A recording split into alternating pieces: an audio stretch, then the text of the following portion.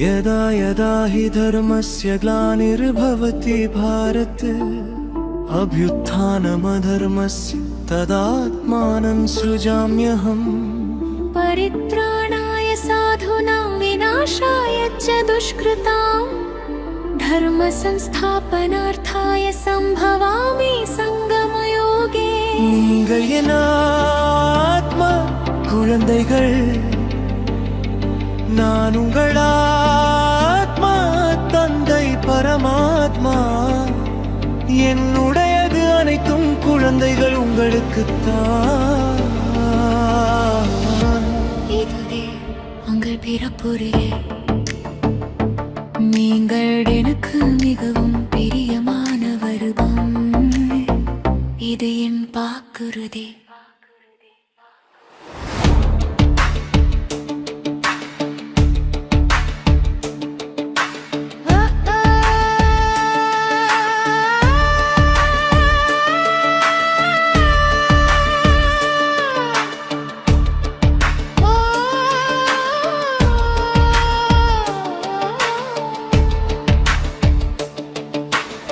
தர்மக்ஷேத்திரம் எனப்படும் குருக்ஷேத்திரத்தில் ஒரு காலத்தில் மகாபாரத போர் நடந்தது.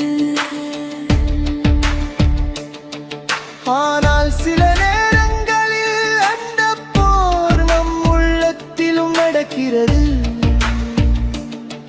சில சமயம் ஆசைகள் நம்மை கட்டி விடுகின்றன. சில சமயம் மாயை நம்மை சூழ்கிறது. அப்போதுதான் கீதையின் ஞானம் வெளிப்படுகிறது. ஆனால் அந்த தெய்வீக வார்த்தைகளை யார் சொன்னது? அது அர்ஜுனனுக்கு மட்டும்தான் சொல்லப்பட்டதா? இல்லை இல்லை, அந்த ஒலி ஒவ்வொரு வாழ்நாவிலும் ஒலிக்கிறது. அது மனித உள்ளத்தில் ஆழமான போராட்டத்தின் கதை.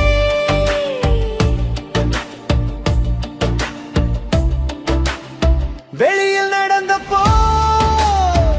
ஒரு நிகழ் மட்டுமே உண்மையா? ஓம் சாந்தி. Good morning.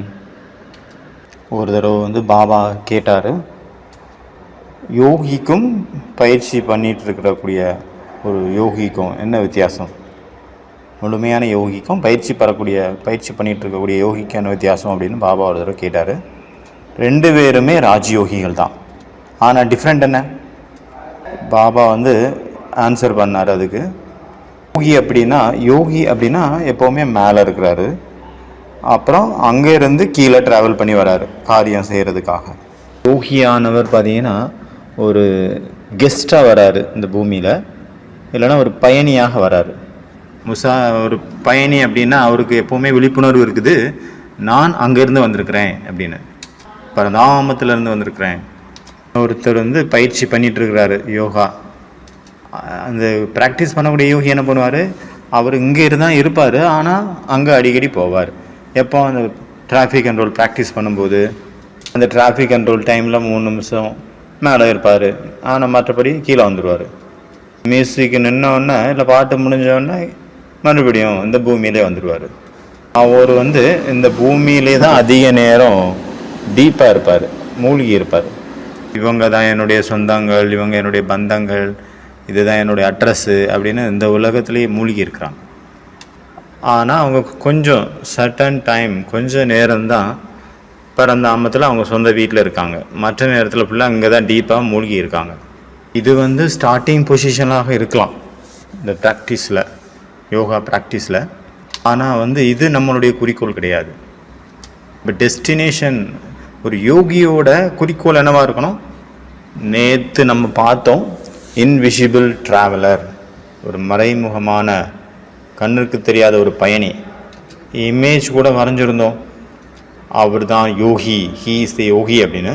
நம்ம இப்போ கொஞ்சம் குயிக்காக ரிவைஸ் பண்ணிடலாம், நம்ம நேற்று என்ன பார்த்தோம் அப்படின்னு. ஓகே, இதுதான் நம்மளுடைய உலகம், அதாவது அலௌகீக உலகம். மேலே பரந்தாமதை காட்டுறாரு. அந்த உலகத்தை நம்ம கண்களால் பார்க்க முடியாது, இன்விசிபிளாக இருக்குது. அதுதான் எட்டர்னல் கண்ணுக்கு புலப்படாத உலகம். அங்கே தான் நம்மளுடைய வீடு, அங்கே தான் இன்விசிபிள், கண்ணுக்கு புலனாகாத பிளேயர்ஸ் அங்கே தான் இருக்காங்க. அந்த கண்ணுக்கு தெரியாதவங்க வந்து தெரியும் அவங்களுக்கு நம்ம வந்து அழியாத சக்தி அப்படின்னு. எல்லாருமே அந்த உலகத்தில் நம்ம வீட்டில் பரந்தாமத்துலேருந்து தான் வந்திருக்காங்க. சோல் வேர்ல்டுலேருந்து அந்த இன்விசிபிள் பிளேயர்ஸ் வந்து தெரிஞ்சிருக்கிறாங்க. நம்ம வந்து அந்த உலகத்துலேருந்து இங்கே வந்திருக்கிறோம். நம்ம வந்து அமர ஒரு அழியாத சக்தி, இன்விசிபிள் பிளேயர்ஸ் அல்லது இன்விசிபிள் ட்ராவலர் மேலே இருக்கிறாங்க. ஆனால் இந்த ஃபிசிக்கல் உலகத்தில் எப்போ வராங்களோ அவங்க என்ன புரிஞ்சுருக்காங்க, இந்த ஃபிசிக்கல் உலகம் வந்து இந்த ஸ்தூலமான உலகம் இது ஒரு ஃபாரின் அப்படின்னு புரிஞ்சுக்கிறாங்க. நம்ம நாடு கிடையாது, வேற ஒருத்தருடைய உலகம். அதாவது என்ன அர்த்தம் இதுலேருந்து என்ன புரியுது, அவங்க புரிஞ்சுருக்கிறாங்க. அதாவது இங்கே வந்து நமக்கு உலகத்தில் நமக்கு எந்த ஒரு அதிகாரமும் கிடையாது அப்படிங்கிறத புரிஞ்சுருக்காங்க. இது வெறும் ஃபாரின் தான். எப்படி ஃபாரினர்ஸ் வராங்கன்னா இந்தியாவில் அவங்க எதுலேயுமே போக மாட்டாங்கள்ல, டிட்டாச்சாக இருப்பாங்க, எதையும் கண்டுக்க மாட்டாங்க, அழட்டிக்க மாட்டாங்கள்ல, அதே போல் இருப்பாங்க யோகிகள். அந்த இன்விசிபிள் கிலாடி பிளேயர்ஸ், மறைமுகமான பிளேயர்ஸ், ஆட்டக்காரர்கள். அங்கே என்ன நடந்தாலும் அதில் போய் கலந்துக்க மாட்டாங்க, தலையிட மாட்டாங்க, மூக்க நுழைக்க மாட்டாங்க, எதுவுமே நம்மளது கிடையாது, எல்லாமே எக்ஸ்ட்ரா அப்படின்னு நினைப்பாங்க. ஒரு வேளை நீங்கள் ஃபாரின் கண்ட்ரிக்கு போகிறீங்கன்னு வச்சுக்கோங்க, எப்படி பார்த்தீங்கன்னா டாட் லைன் இருக்குது அப்படின்னா அப்போ அங்கே வந்து என்ன அர்த்தம், அங்கே எப்போ வேணாலும் ஆபத்து வரலாம் அப்படின்னு அர்த்தம். இந்த லைனை கிராஸ் பண்ணக்கூடாது. எப்போ உங்களுக்கு வந்து ஃபஸ்ட்டு அட்டாச்மெண்ட் யாருக்கு மேலே அது வருது, எதுலையாவது வருது அப்படின்னா அப்போ அங்கே வலி, பெயின் வந்து ஸ்டார்ட் ஆகிடுது. பலவிதமான சாரோஸ் அங்கே ஸ்டார்ட் ஆகிடுது. ஏன் அப்படி வருது, ஏன்னா இந்த உலகம் வந்து சாதாரண உலகம் இல்லை, டேஞ்சரான உலகம். நேற்று நம்ம பார்த்தோம், இது வந்து கதரேங்கி துனியா, அதாவது பிரச்சனைகள் நிறைந்த உலகம். இந்த உலகம் ப்ராப்ளம்ஸு மட்டும்தான் இருக்குது இந்த உலகத்தில், எதுவுமே சொல்ல முடியாது. அன்பிரடிக்டபிள் வேர்ல்டு, இது கணிக்க முடியாத உலகம். இந்த உலகம் ஆனால் மாறிட்டே இருக்குது சதா. இந்த உலகத்தை வந்து நம்ப முடியாது. அதனால் 100% துக்கம்தான் இருக்குது, அதாவது தவறான ஆட்டிடியூட் இருக்குது. அதனால் 100% துக்கம் மட்டும்தான் இருக்குது. எல்லா விகாரங்களும் இருக்கிற உலகம் இந்த உலகம். தப்பான ஆட்டிடியூட் இருக்குது, உள் உணர்வுகள் இருக்குது.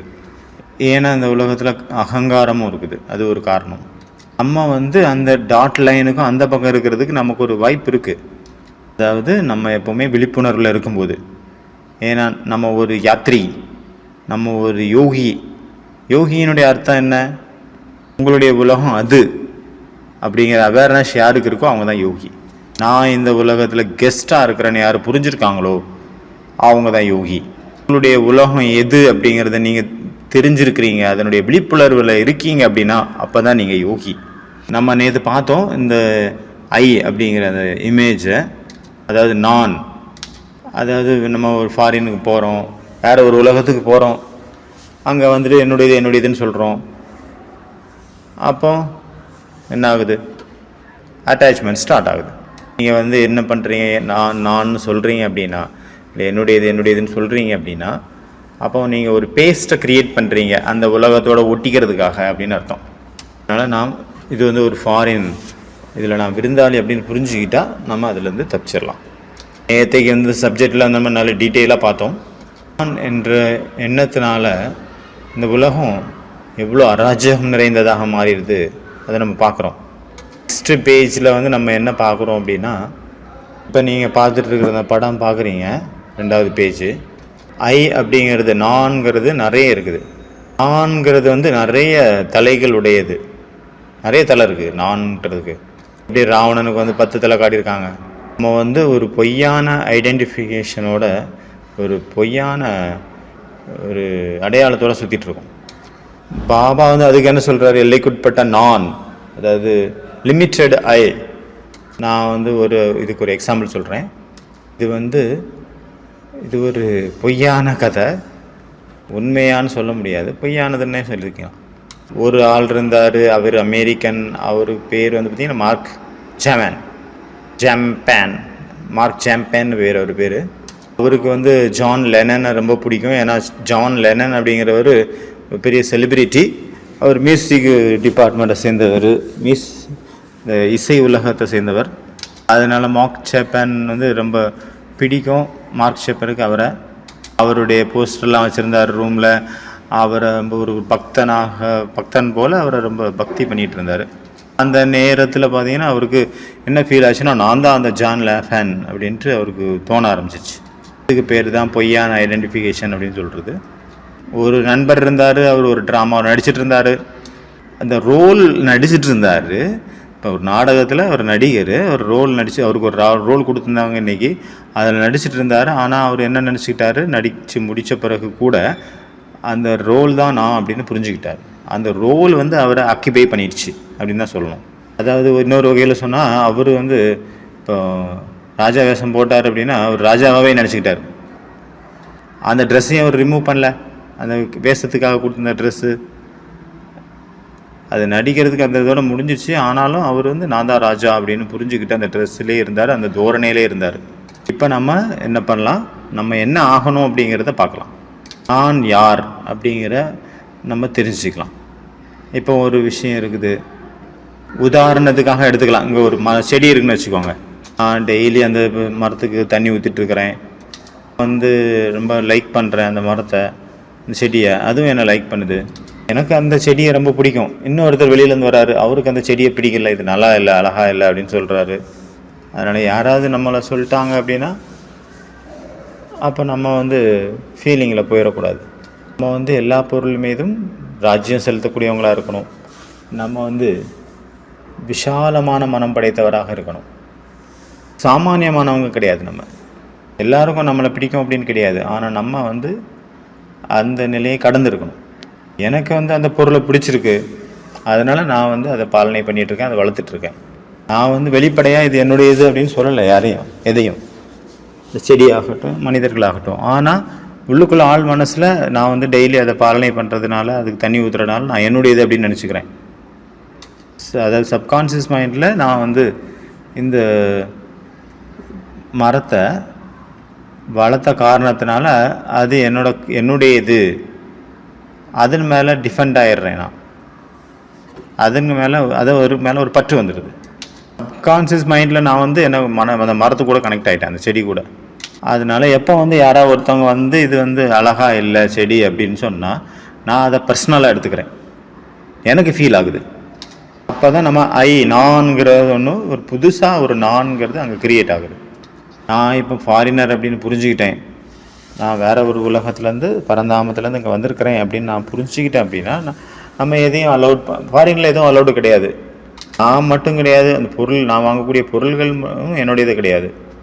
நான் வந்து என்னுடையதுன்னு சொல்கிறக்கூடிய எந்த ஒரு விஷயமும் அது எப்படி ஒரு மரம் செடியை பார்த்தோம்ல, என்னுடையது கிடையாது. நான் வந்து அதுக்கு நான் பார்த்துக்கிறதுனால என்னுடையது அப்படின்னு சொன்னால் அது என்னுடையது ஆகாது. ஏன்னா நான் ஃபாரினில் இருக்கிறேன். கான்சியஸ் ரூபத்தில் பார்க்கும்போது நீங்கள் கரெக்டாக இருக்கீங்க. ஆனால் உள்ளுக்குள்ளே உங்களுக்கு சுட்சமாக அந்த எண்ணம் வந்துடுச்சு இது என்னுடையது அப்படின்னு.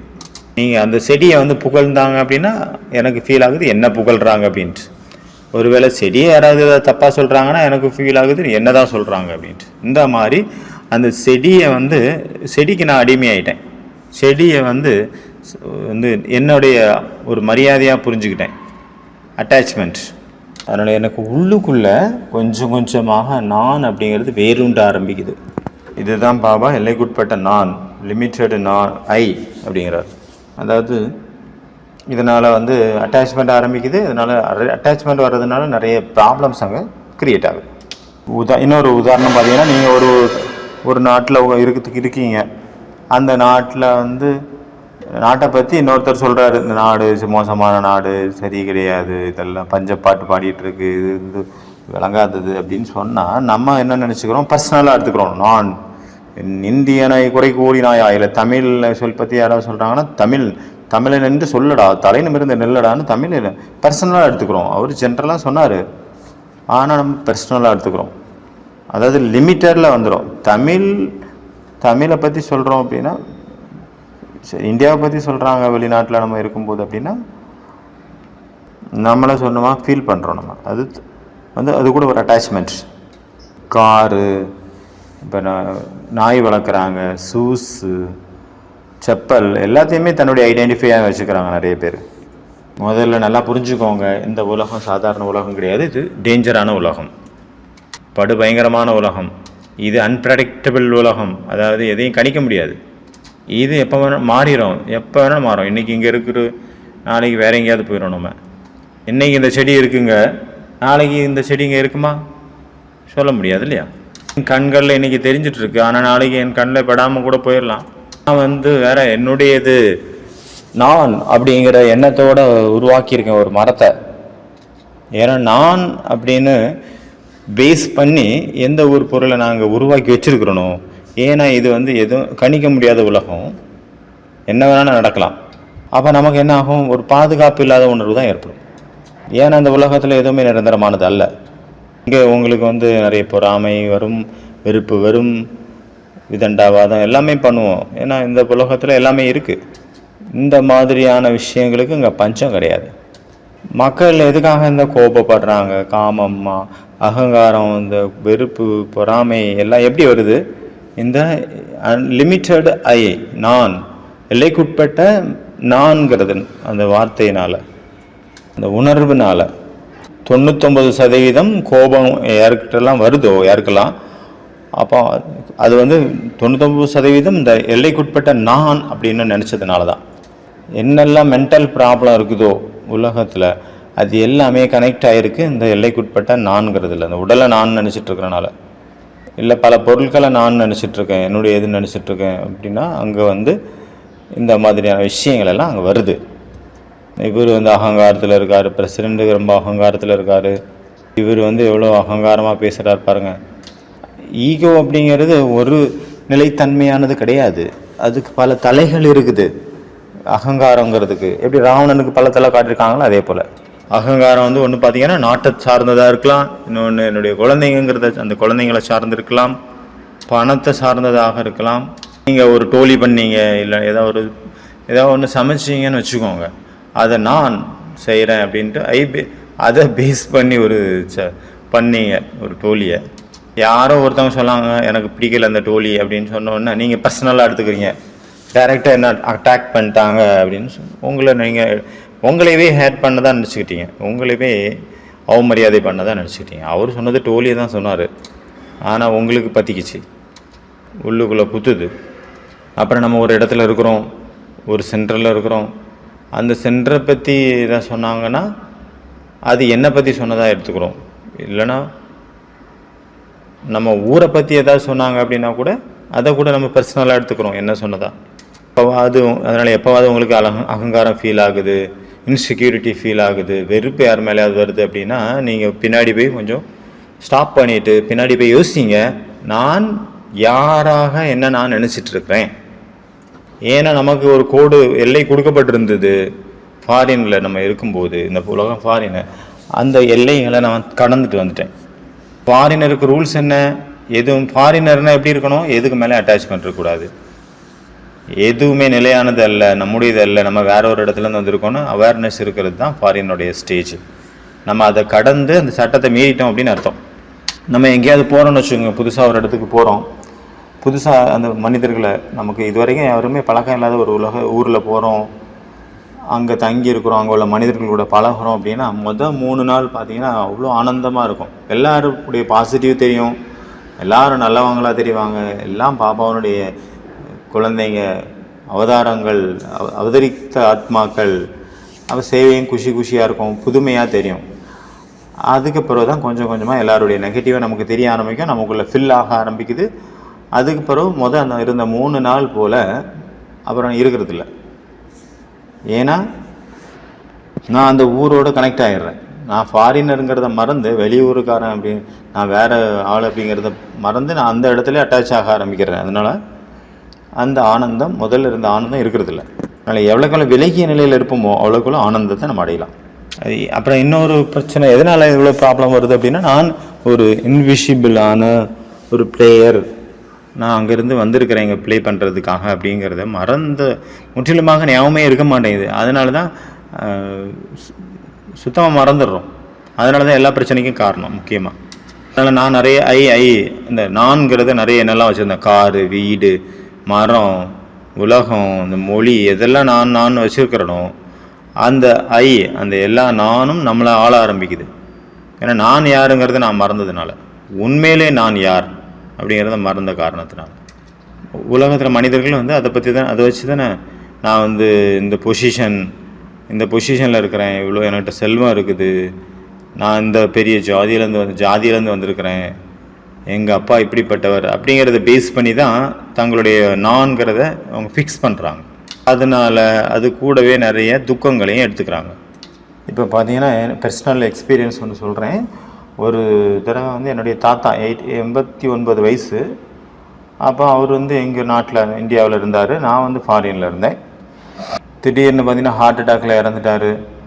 அப்போ எனக்கு மெசேஜ் வந்தது, நான் அவரை பார்க்க முடியாத நிலை. ஓகே, எனக்கு ஞானம் இருந்தது அப்போ. சரி, ஓகே, அது வந்து ஆத்மாவனுடைய பாற்று வந்து முடிஞ்சிருச்சு, வேற ஒரு உலகத்துக்கு போயிடுச்சு, இட்ஸ் ஓகே அப்படின்னு ஈஸியாக எடுத்துக்கிட்டேன். ஆனால் எனக்கு உள்ளுக்குள்ளே ஒரு சோகம், ஒரு துக்கம் ஒரு மூலையில் இருந்துகிட்டே இருந்தது. அது என்னை உறுத்திட்டே இருந்தது. அப்புறம் தான் நான் ரியலைஸ் பண்ணேன் நிதானமாக, அதாவது நான் பேரன், கிராண்ட்சன் அப்படிங்கிற நான் இருந்த காரணத்தினால அது என்ன துக்கத்தை கொடுக்குது. அப்புறம் நான் ரியலைஸ் பண்ணி அந்த கிராண்ட்சன், அந்த பேரனை கொன்னுட்டேன். அதாவது அந்த பேரன்கிற உணர்வை நான் எடுத்துட்டு நான் யார் அப்படிங்கிறத ரியலைஸ் பண்ணேன். அப்புறம் தான் எனக்கு அந்த சேரோ, துக்கம், ஃபீலிங் இல்லாமல் போயிடுச்சு. நான் விடுதலை அடைஞ்சிட்டேன். உலகத்தில் மக்கள் அழுறாங்க, யாராவது இறந்துட்டாங்கன்னா அழுறாங்கல்ல. எதனால் அழுறாங்க? ஏன்னா அவங்க வந்து செல்ஃபிஸில் இருக்காங்க, சுயநலவாதிகளாக இருக்காங்க. எதெல்லாம் நான் அப்படின்னு புரிஞ்சிட்டு இருந்தாங்களோ அது வந்து அவங்கள விட்டு போகும்போது அவங்க சுயநலவாதத்தோடு அழுறாங்க, அவ்வளோதான். மற்றவங்களுக்காக அழல, தன் சுயநலத்துக்காக அழுறாங்க. நான் என்று சொல்லப்பட்ட எல்லைக்குட்பட்ட நான்ங்கிறதுனால அதனுடைய தாக்கத்தில் அழுறாங்க, அவ்வளோதான். நமக்கு தெரியும் நம்ம ஆத்மா, அவங்களும் ஆத்மா தான். இந்த ஆத்மாவுக்கு அழிவு கிடையாது, உடலுக்கு தான் அழிஞ்சிருக்கு. ஆத்மா வந்து ட்ராவல் பண்ணிகிட்டே இருக்குது, அடுத்த பெருத்துக்கு போயிருக்குது, அது அழியாது. அதனால் நான் ஆத்மா அப்படிங்கிற நான், அந்த இது ஒரு பொழுதும் அழியாது, இதுக்கு அழிவே கிடையாது. அப்போ நம்ம இதை புரிஞ்சுக்கும் போது நம்ம உள்ளுக்குள்ளே கொஞ்சம் கொஞ்சமாக குணமாகிறோம், சரியாகிறோம். நம்ம வந்து இப்போ ஞானத்தில் வந்து இருந்து நிறைய விஷயங்களை வந்து வின் பண்ணிட்டோம். கோபம், காமம் எல்லாமே இருக்குது, அதெல்லாம் வின் பண்ணியிருக்கோன்னு வச்சுக்கோங்க. எல்லாத்துலேருந்து நான் ஃப்ரீ ஆகிட்டேன். சிலர் வந்து இன்னைக்கு உறுதிமொழி எடுக்கிறாங்க, இன்றைக்கி வந்து நான் இன்னையிலேருந்து கோவப்பட மாட்டேன். மதுபன் வரும்போதெல்லாம் நிறைய லெட்டர் எழுதி போடுறோம் ஊக்கம் உற்சாகத்தில், நான் இன்றிலிருந்து கோவப்பட மாட்டேன் அப்படின்னு. நம்ம டிசிஷன் எடுக்கிறோம், ஆனால் ஒரு பொழுதும் நம்ம கோபத்திலிருந்து விடுபடுறதில்ல. ஏன்னா அந்த நம்ம வந்து அந்த பார்க்கறதில்ல அந்த கோபத்தினுடைய வேர் பகுதி என்ன அப்படின்னு. எல்லா விகாரத்திற்கும் அது ஒரு ரூட் இருக்குது, அதாவது வேர் இருக்குது, அப்புறம் விதை இருக்குது. கோபங்கிறது விதை கிடையாது, ஆனால் கோபத்துக்கு விதை இருக்குது. நீங்கள் வந்து யாராவது அந்த இதுக்காக பார்த்தாலும், நீங்கள் சமையல் பண்ணீங்க, அதை பிடிக்கலன்னு சொன்னாங்க, நீங்கள் பர்சனலாக எடுத்துட்டீங்க, நீங்கள் அப்போ ஃபீலிங்ஸில் வந்துட்டீங்க. நீங்கள் அதில் உள்ள விதையை பார்க்கல, நான் யார் அப்படிங்கிற அந்த விதையை பார்க்கல. நான் வந்து இந்த ஃபுட்டை நான் இந்த இன்றைக்கி பண்ண அல்வாவா, இல்லை இன்றைக்கி பண்ண ஜிலேபி, இல்லை சப்பாத்தி, ஏதோ ஒன்று நான் பண்ணேன், அது பிடிக்கலன்னு சொல்லிட்டாங்கன்னா நான் அது கிடையாது. அதை சொன்னோன்னே எனக்கு ஏன் ஃபீல் வருது? ஏன்னா நான் அந்த விதையை பார்க்கல, ஒரிஜினல் விதையை நான் புரிஞ்சுக்கல. யாரெல்லாம் ஸ்பிரிச்சுவல் எஃபர்ட் மேக்கர்ஸாக இருக்காங்களோ, புருஷார்த்திகளாக இருக்காங்களோ, ஆன்மீக புருஷார்த்திகளாக, இதை வந்து இந்த ஒரு ஹோம்ஒர்க்கு கண்டிப்பாக எல்லாருமே பண்ணணும். நிறைய விதமான சுச்சுவேஷன் நம்மளை சுற்றி வரும். ஒருத்தர் ஒன்று சொல்லுவாங்க, இன்னொருத்தர் இன்னொன்று சொல்லுவாங்க. ஏன்னா அந்த உலகம் கணிக்க முடியாத நிலை இல்லாத உலகம். உள்ளுக்குள்ளே நீங்கள் வந்து கம்ஃபர்டபுளாக உணரலாம், கம்ஃபர்டபுள் இல்லாதது மாதிரி உணரலாம். சிலர் வந்து வெறுப்பேற்றலாம். உள்ளுக்குள்ளே நம்ம செக் பண்ணணும், நான் யார் அப்படிங்கிறது. நான் எதனால் டிஸ்டர்ப் ஆகிறேன், ஏன்னா நான் யாராக என்ன நான் புரிஞ்சிட்ருக்கிறேன் அப்படிங்கிறத செக் பண்ணணும். உங்கள் ஷூ சரியில்லை அப்படின்னு யாரோ வந்து கிண்டல் பண்ணுறாங்க, ஆனால் நீங்கள் என்ன, அவங்க உங்கள் ஷூவை தான் கிண்டல் பண்ணாங்க, ஆனால் நீங்கள் நினச்சிக்கிட்டீங்க என்ன கிண்டல் பண்ண மாதிரி, பர்சனலாக எடுத்துக்கிட்டீங்க. அப்போ நான் யாரை புரிஞ்சிட்டு இருந்தேன், அப்போ நான் ஷூ ஆயிட்டேன்ல அந்த நேரத்தில். சில நேரத்தில் நம்மளுடைய பிரம்மா குமாரிகளை பற்றி நம்ம முன்னாடி தப்பாக பேசுவாங்க. அப்போ நமக்கு சும்மா இருப்போமா, கோவம் வந்துடும்ல. அப்போ நம்ம செக் பண்ணணும், நான் வந்து அந்த நேரத்தில் ஒரு மனுஷனான்னு நினச்சிட்டு இருக்கேன்னா, இல்லைனா வந்து ஏதாவது கோவம் வருது அப்படின்னா நான் என்ன ஒரு அந்த இன்ஸ்டிடியூஷனாக புரிஞ்சிட்டு இருந்தேனா, இல்லை நான் ஏதோ ஒரு சாதனமாக என்ன புரிஞ்சிட்டு இருந்தேனா அப்படிங்கிறத செக் பண்ணணும். நான் யார் அந்த இடத்துல உண்மையிலே. அப்புறம் ஐடியா இருக்குது, நான் ஒரு ஐடியா கொடுக்குறேன், அந்த ஐடியாவை நல்லா இல்லைன்னு சொல்லிட்டாங்க. அப்போ நான் வந்து ஃபீல் பண்ணிடுறேன். அப்போ நான் யாராக இருக்கிறேன் அந்த நேரத்தில்? நான் ஐடியாவாக இருக்கிறேன், நான் சோலாக இல்லை அந்த நேரத்தில். புரிஞ்சுதா? நிறைய பேர் அவங்களுடைய அடையாளமாக மதத்தை வச்சுருக்காங்க இந்த உலகத்தில் நிறைய பேர். அதனால் எத்தனை யுத்தங்கள் நடந்திருக்கு இந்த உலகத்தில். பாபா அடிக்கடி சொல்கிறாரு, ராயல் மாயா. நிறைய மானியத்தா இருந்திருக்கும், நம்ம பிறக்கிறதுக்கு முன்னாடியே இருந்திருக்கும். ஆனால் நான் என்ன நினச்சிக்கிட்டேன், இது வந்து என்னுடையது, நான் தான் அது, நான் அதை பர்சனலாக எடுத்துக்கிட்டேன். அதாவது அதை பற்றி யாராவது தப்பாக சொன்னாங்க அப்படின்னா அப்போ எனக்கு வந்து நான் அதை வந்து டேஞ்சராக எடுத்துக்கிறேன், தப்பாக எடுத்துக்கிறேன், பர்சனலாக எடுத்துக்கிறேன். அதனால் அந்த எல்லைக்குட்பட்ட விஷயங்களை வந்து நான் அப்படின்னு நான் ஐடென்டிஃபை வச்சுக்கிட்டேன் அப்படின்னா அப்போ நான் வந்து என்ன நானே ரொம்ப சின்னதாக மாற்றிக்கிட்டேன்னு அர்த்தம். அதாவது இந்த மாதிரி நம்ம எது கூடயாவது கனெக்ட் பண்ணி வச்சுருக்கோம் அப்படின்னா, நான் வந்து என்னுடைய சமையலை பற்றி சொன்னேன், இல்லை என்னுடைய ஊரை பற்றி, என்னுடைய வீடை பற்றி, என்னுடைய இந்த பிரம்மாகுமாரி இன்ஸ்டியூஷனை பற்றி யாராவது எதாவது சொன்னாங்கன்னா எனக்கு கோவம் வருது அப்படின்னா, அந்த கோபம் இன்றைக்கி வரும், நாளைக்கு போயிடும். ஆனால் என்னுடைய ஐடென்டிஃபை பண்ணி வச்சுருக்கிறேன், நான் ஒரு அடையாளப்படுத்தி வச்சுருக்கேன், என்ன நான் இன்னவனமாக நான் என்ன புரிஞ்சிட்ருக்கேன்ல, அது வந்து வளர்ந்துட்டே இருக்கும். ஆனால் இந்த ஒரு நல்ல யோகி ஆகணும் அப்படின்னா நம்ம வந்து நம்மளுடைய ஒரிஜினல் ஐடென்டிஃபை, நான் யார் அப்படிங்கிறது தெளிவாக நம்ம புரிஞ்சு அனலைஸ் பண்ணி நம்ம புரிஞ்சுக்கிறது ரொம்ப முக்கியம். இந்த ஒரு புரிதல் தான் நம்ம யோகியாக மாறுறதுக்கு நமக்கு ஹெல்ப் பண்ணும். நான் ஒரு யோகி, நான் ஒரு ஆத்மா அப்படிங்கிற சோல் கான்சியஸ் உணர்வில் நம்ம வந்து ஃபிக்ஸ் பண்ணணும். நம்ம அதை வந்து நம்மளுடைய ஐடென்டிஃபையாக மாற்றிக்கணும். நான் வந்து ஒரு இன்விசிபிளான ஒரு ட்ராவலராக இருக்கிறேன், இன்விசிபிளான ஒரு யாத்ரி. நான் வந்து இது ஒரு ஃபாரின், என்னுடைய நாட்டில் இருந்து இந்த நாட்டுக்கு நான் ஃபாரினர் வந்திருக்கிறேன். அதனால் இந்த உலகத்தில் உள்ள எதுவுமே எனக்கு என்னுடைய ரைட்ஸ் கிடையாது, எதுலேயுமே என்னுடைய ரைட்ஸ் கிடையாது. இன்விசிபிள் பிரின்ஸ் இந்த வேர்ல்டில் நான் வந்திருக்கிறேன், அவ்வளோதான். நான் வந்து கடவுளுடைய உலகத்தில் இருந்தேன், அங்கே இருந்து இங்கே வந்திருக்கிறேன். அப்புறம் நீங்கள் இந்த உணர்வில் வந்துட்டீங்க அப்படின்னா இதுக்கு பேர் தான் கர்மாதி ஸ்டேஜ். அப்புறம் எல்லா விதமான மகிழ்ச்சியினுடைய தருணங்கள் உங்களை வந்து மகிழ்ச்சியில் ஆழ்த்திடும். அதனால் இந்த ஒரு சுய மரியாதையில் நிலச்சிருங்க. அப்போ இந்த ஒரு ஐடென்டிஃபையை நம்ம வந்து நமக்குள்ளே நிலைக்க வச்சுட்டோம் அப்படின்னா இந்த பொய்யான நிறைய அடையாளங்களை நம்மளுடையது அப்படின்ட்டு நான் என்ன ஃபிக்ஸ் பண்ணி வச்சுருக்கிறனால அது எல்லாத்தையும் வின் பண்ணுறதுக்கு, அதை அழிக்கிறதுக்கு இது உதவும். இந்த ஐடென்டிஃபை ஒரிஜினல் ஐடென்டிஃபை, அது ஃபால்ஸான ஐடென்டிஃபை, இது ட்ரூவான ஐடென்டிஃபை. புரிஞ்சதா? நன்றி. ஓம் சாந்தி.